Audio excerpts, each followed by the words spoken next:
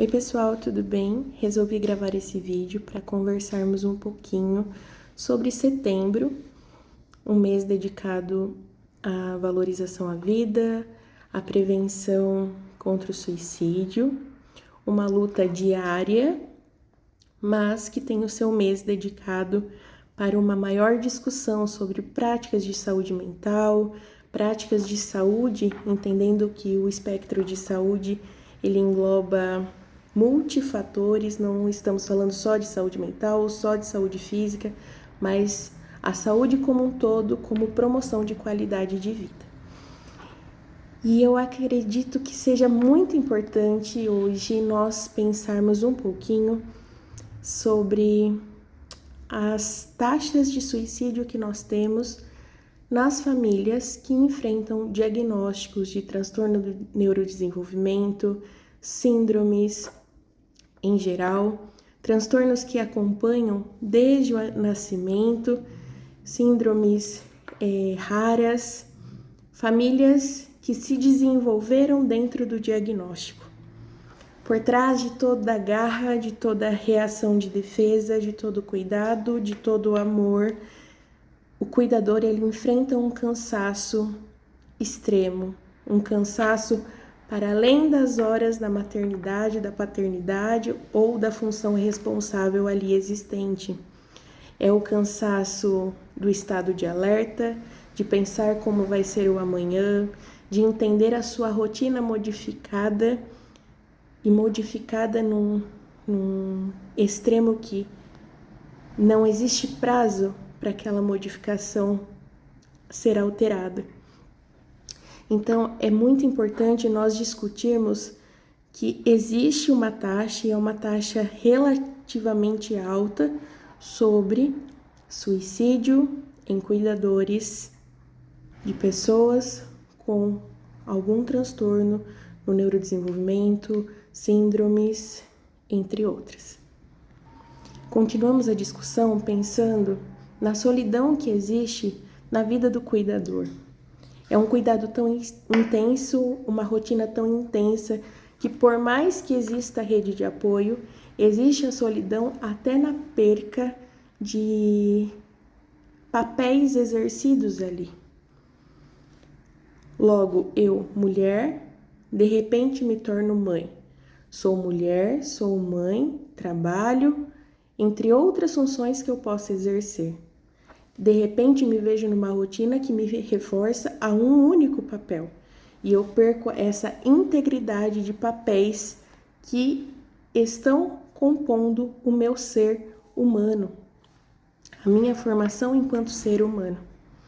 É muito importante nós pensarmos que a rede de apoio ela é excelente no processo diagnóstico, no processo do tratamento, da reabilitação, mas no segundo tempo daquele diagnóstico, entre quatro paredes, na madrugada, num processo de um resfriado, quem está para ali, quem está para decisões de tratamento, quem está na escuta dos diagnósticos são os cuidadores principais. E existe um grande erro na nossa sociedade, acredito que até cultural, de colocarmos o cuidador num papel de super-herói. Ele dá conta, ele consegue, olha só para essa família, como que essa família se desenvolveu, como essa família conseguiu. E nós colocamos um peso para além daquele peso natural que é enfrentar o diagnóstico e as suas demandas. Porque aquele cuidador de uma criança ali na sua primeira infância, que descobre o diagnóstico e recebe o tratamento e é uma família participativa, está colhendo frutos daquela reabilitação, mas quando essa mesma criança chega na adolescência, ela tem novas demandas sociais e são demandas desconhecidas para aquela família, porque não havia existido antes aquela demanda.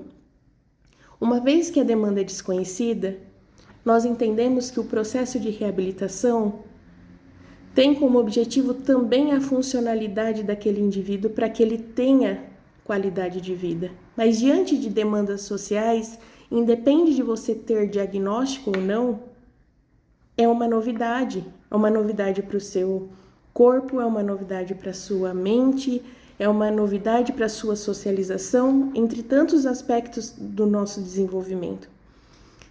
Então, aquela mesma família que se encontra num processo de reabilitação, quando encontra uma nova demanda, não olha como uma demanda a ser suprida. Muitas vezes olha como uma estaca zero. E o cansaço de anos pode refletir na forma com que é reagida a essas novas demandas.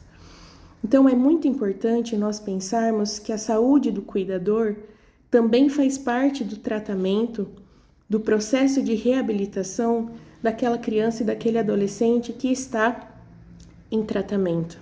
Faz parte do processo de reabilitação entender que todo mundo rema o barco para a mesma direção. Se alguém estiver remando para outra direção, a gente precisa estacionar e entender qual caminho nós vamos seguir novamente. Não existe uma criança e um adolescente que é olhado, que é cuidado, que é reabilitado, que não é visto a demanda social, familiar, cultural, econômica que ele está envolvido.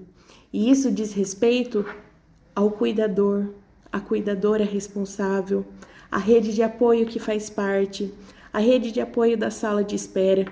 São muitas mãos trabalhando para que um resultado, que talvez pareça um passo de formiguinha para tanta gente, mas que ele aconteça, para que ele venha a ser realizado. A saúde do cuidador precisa ser vista, enxergada, cuidada, escutada, ter espaço de fala para o cuidador. Esse vídeo tem como um alerta nós abrirmos espaço para diálogo de taxas de suicídio que existem, não só em jovens, em adolescentes, em pessoas com transtornos de depressão ou transtornos comportamentais psicológicos no geral, mas também sobre taxas de suicídio de cuidadores. E aqui eu poderia estender para cuidadores de diversas demandas, mas estou aqui restringindo as famílias que me acompanham e reforçando a importância de que a força do amor de vocês se traduzam também em momentos de cuidado. E aqui eu não vou vir com a utopia de pedir que vocês façam exercício físico, que vocês tenham um momento de autocuidado na beleza. Eu não vou vir com a utopia de pedir que vocês tenham uma vida como se há quase 30 horas semanais não fosse dedicado a um processo de reabilitação. Não vou pedir para que você deixe de olhar que quantas vezes você abriu mão até mesmo dos seus próprios sonhos em função de acreditar naqueles profissionais e na sua potencialidade dentro do tratamento que aquilo daria certo. São realidades que idealmente seriam fantásticas, mas nós precisamos adaptar. Aqui agora eu não falo sobre a adaptação somente das atividades que os seus filhos façam, mas eu estou falando sobre as adaptações de pequenos autocuidados que vocês podem introduzir dentro dessa rotina que tantos chamam de atípica. A sua rotina na sala de espera, a sua rotina enquanto você toma banho, a sua rotina com a rede de apoio.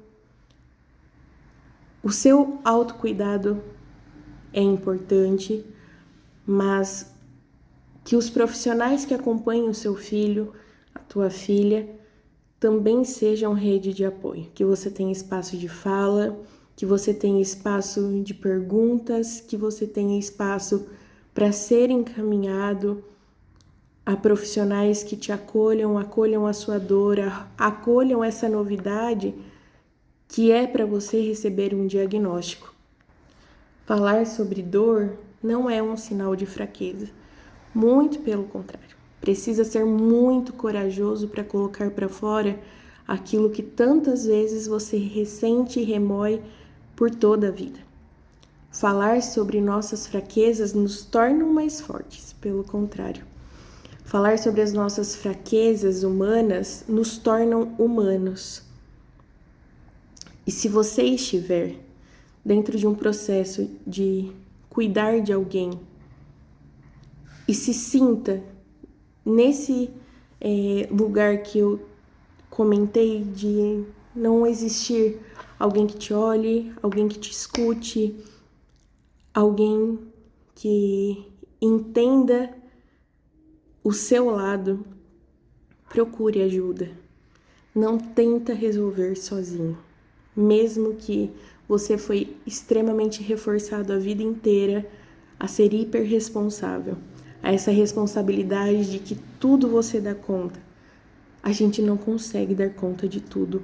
E isso não é fraqueza, isso é ser humano. E que bom que a gente não dá conta de tudo. Que bom que a gente precisa de ajuda, que bom que nós precisamos de muitas mãos para que a gente chegue ao destino final dessa viagem que é a vida. Então, olhar para o paciente, olhar para aquele que tem o diagnóstico é importante, extremamente importante. Eu espero que essa luta seja cada vez mais ampliada a favor da vida, a valorização da vida e do cuidado à saúde mental. Mas olhar também para quem cuida é muito importante. É muito importante olhar para aquele que cuida, aquele que ama, aquele que está cuidando de alguém de 6 anos, pensando como essa criança vai ser quando tiver 60. São pensamentos que não param, são pensamentos acelerados, em alerta e tantas vezes não debatidos nem com os profissionais que atendem aquele indivíduo. Procure ajuda, procure grupos de acolhimento, rede de apoio, pessoas que você possa confiar, profissionais. Não busque conselhos que se percam no meio do caminho. Busque profissionais que possam te orientar dentro do caminho. Busque profissionais que sejam como uma bússola para você. O norte para onde os seus pés devem estar apontando. O profissional, ele nunca vai te mostrar o caminho. O caminho é você quem escolhe. Mas o psicólogo, ele tá ali para te dar nortes, para te dar um mapa de caminhos, de possibilidades para você chegar naquele mesmo lugar que você tanto almeja. Porém, lembre-se, você precisa de mãos que caminhem ao seu lado, de mãos que falem a mesma língua que você, de mãos que remem para o mesmo destino. Não torna mais leve, só é leve para quem não tem. Não torna mais fácil, mas torna um pouco mais macio de pisar, entende? Aqui eu não estou falando sobre tornar caminhos fáceis, tornar caminhos leves, não. Eu estou falando sobre colocarmos um pouco de algodão onde a gente só tem pisado em pregos e conseguir que nós alcancemos grandes distâncias, ainda que hoje a gente caminhe 10 passos e amanhã a gente retorne esses 10. Não tem problema. O importante é a gente estar em movimento e não paralisar. Vou deixar aqui na legenda canais que vocês podem acessar quando precisar de ajuda, mais do que qualquer vídeo ou de qualquer fala bonita que nós profissionais possamos colocar aqui na internet, que vocês também nos procurem para conversar, como humanos, como pessoas que estão abertas a ouvir e dar sentido para essa dor. E eu finalizo aqui com um ponto de reflexão. Existe sentido na sua dor? Existe sentido no caminho que você está escolhendo? É muito difícil nós olharmos para a dor e ver o bem nela. É uma construção, talvez de anos, e que talvez a gente nunca consiga. Mas olhar para a dor e ver ela como uma oportunidade de caminhar é um passo que com rede de apoio nós conseguimos. Se você estiver no seu limite, não existe. Peça ajuda.